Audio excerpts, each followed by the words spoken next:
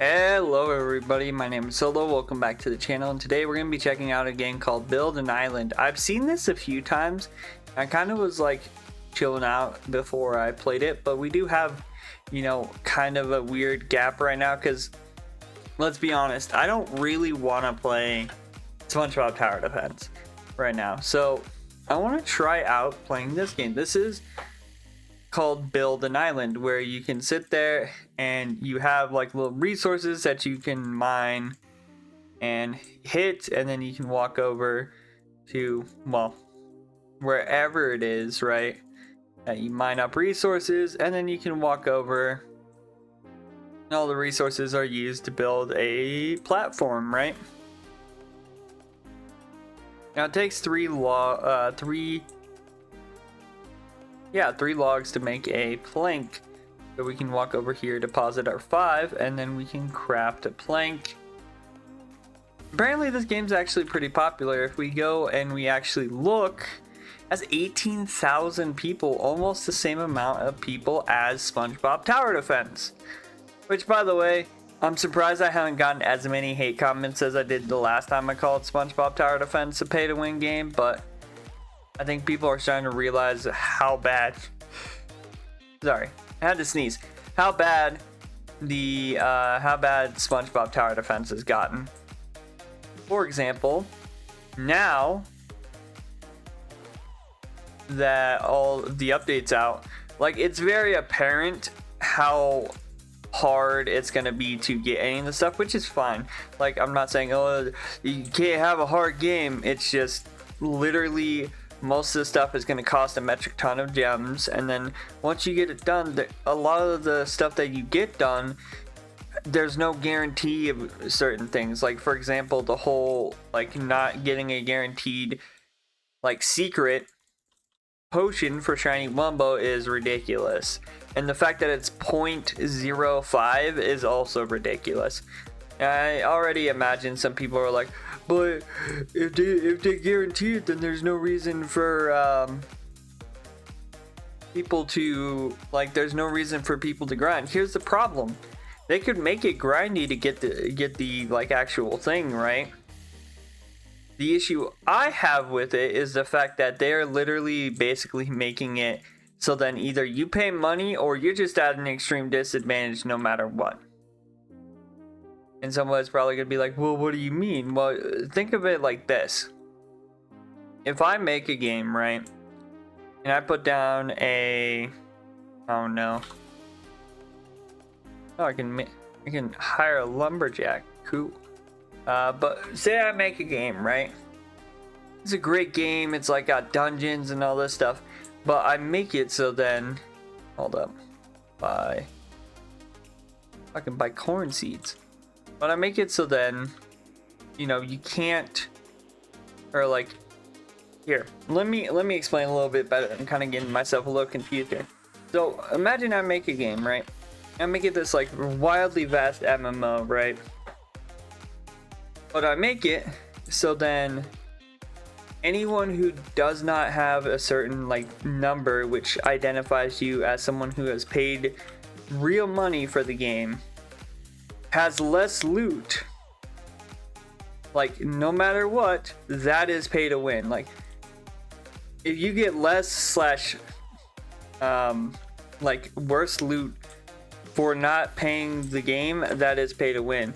And I know there's people who are like, oh, just tell us you're broke. If you have the mentality of just tell us you're broke, you're a spoiled brat. Or if you're an adult, you haven't grown up. Like, let's be real, most reasonable people who have, actual, not only jobs but also a stable income where they can sit there and spend money on this stuff, actively also know that like this stuff is highly pay to win no matter what way you look at it. It's just ridiculous, really. These, like, the people who try to flex on kids who, because the kids quote unquote don't have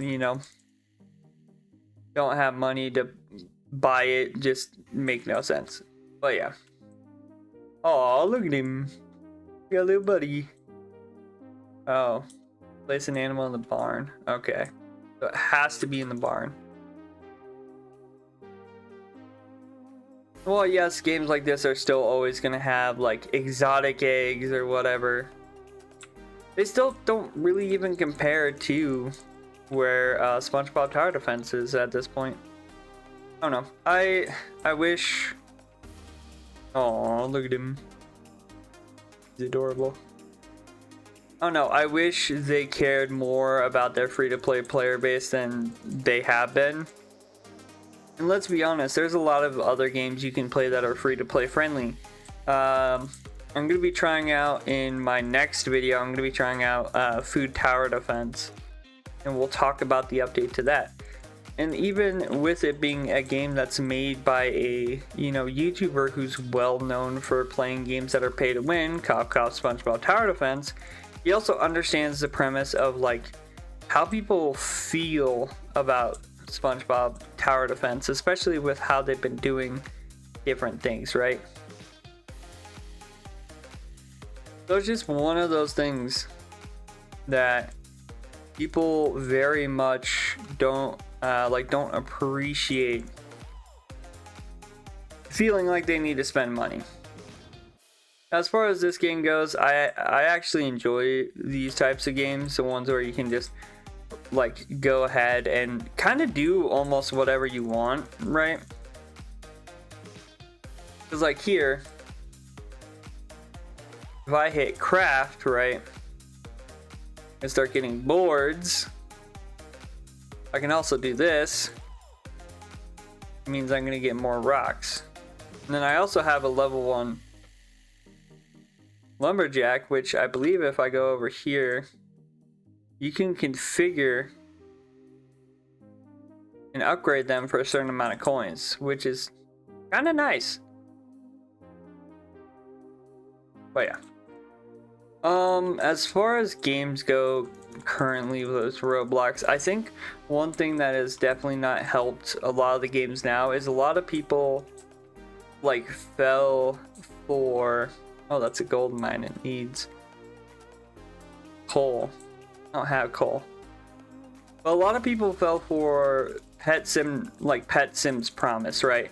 Where they sat there and they're like, yeah, we're gonna make a cool, pet simulator game that's like super fun. And then now, I remember seeing a video a little bit ago about people asking, if they're going to be giving up on Pets Go, right? Because it's not profitable anymore for them.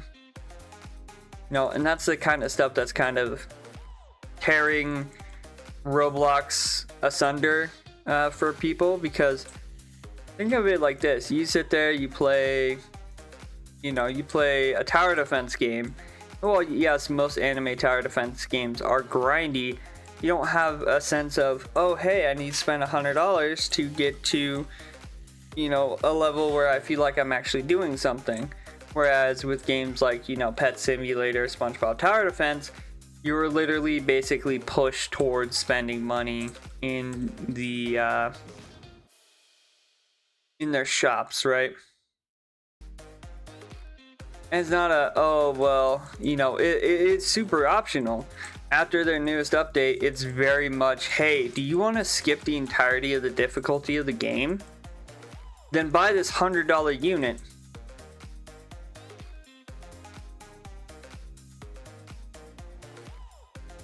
It's ridiculous, and anyone who's gonna sit there and tell me otherwise, it's just kind of, again, I'm gonna pull out the word brainwashed.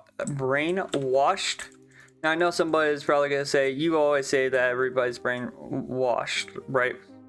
But it's true. A lot of the people who are still defending these types of games are so deep in the buying stuff hole that that's their only way of making money back, is by grinding other games that let you spend money.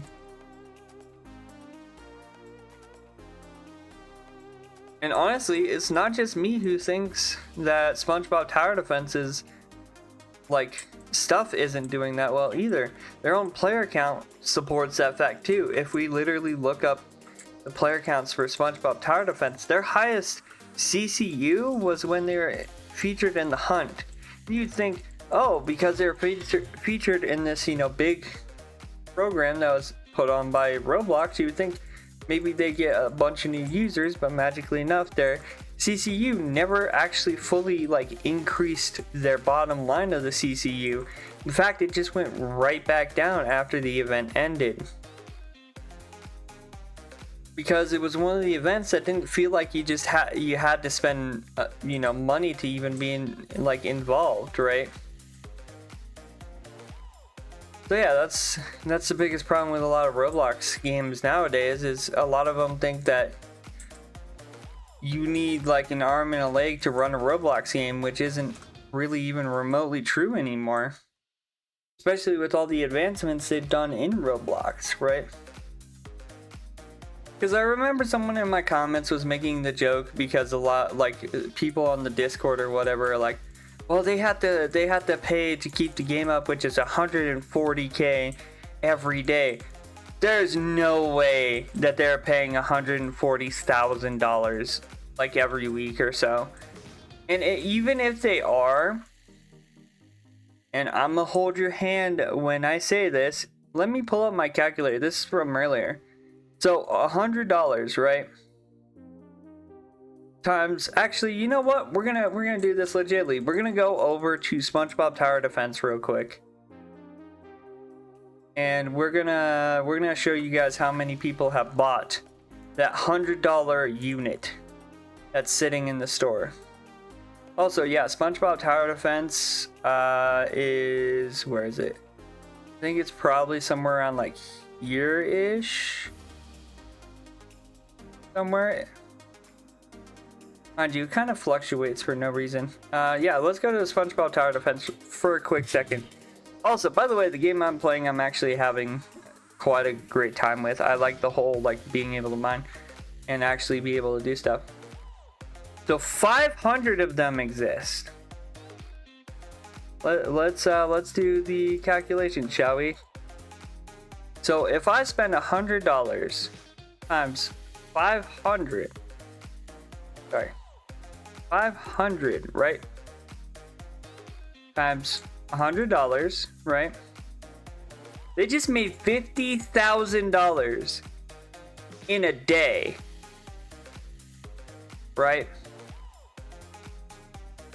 However, that doesn't even include the, you know, almost $3,000, if not more now, that is in the shop that other, like, that players have spent. So their whole 140,000 is such a detriment. Yeah, that's a lie. They probably clear that within a singular day, if not, you know, triple that. Due to the fact that the people who play the games that they play, like that they have, just don't care, and they just spend because they want to, you know, they want to buy the newest thing from SpongeBob, and it's ridiculous. So yeah, if you ever hear someone come up with that, like, kind of BS, I don't get why it's not letting me give. I think the coal mine's broken. But if you ever hear someone come up with the BS that SpongeBob Tower Defense takes way too much, like, uptime cost to be more free to play, they're lying to you. Because I hate to break it to you, there's a lot of games that get away with being free to play more than they should be, and they're quite a lot bigger than SpongeBob. And not only that, there's also ones that are way smaller than SpongeBob that also get away with doing stuff free to play. So again, that's just an excuse. Every time I bring up this, I always get some sort of excuse. Honestly, it hasn't happened yet. A lot of the people that are in this community, a lot of people that watch those videos, very much agree with what I have to say when it comes to SpongeBob Tower Defense at this point, which is they're literally just trying to pump as much money out of it as they can. From what I've heard, the developers have, in the past, with some of their previous projects, have been in hot water because of the way that they have done stuff. So doesn't surprise me. Also, I think this is bugged. I think a lot of this is bugged. Hold up. Yeah, I think a lot of that just bugged out. Can I get a private server? Maybe that's what's going on. Yeah, let's create a private server. I don't need to customize. I don't know why I did that. Anyway, so to talk about this game, right? This game's fun because it's kind of like one of those mobile games that you'd play where you sit there and you collect resources and then you kind of build the island over time, which is great. It's a great concept.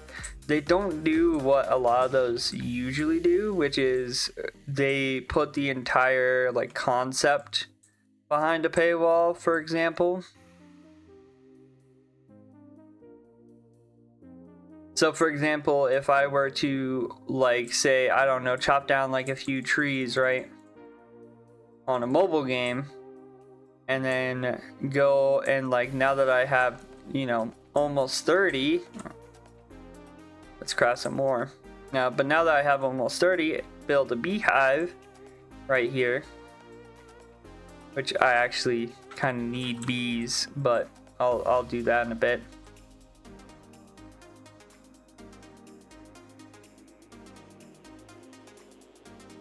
But yeah, now that I have that though, I can now sit there and do all this other stuff, right? Usually in mobile ones, they go to some sort of ad that they have embedded in the actual mobile game. And then you have to go and watch that and then come back when they have deemed you've watched enough for your time or whatever.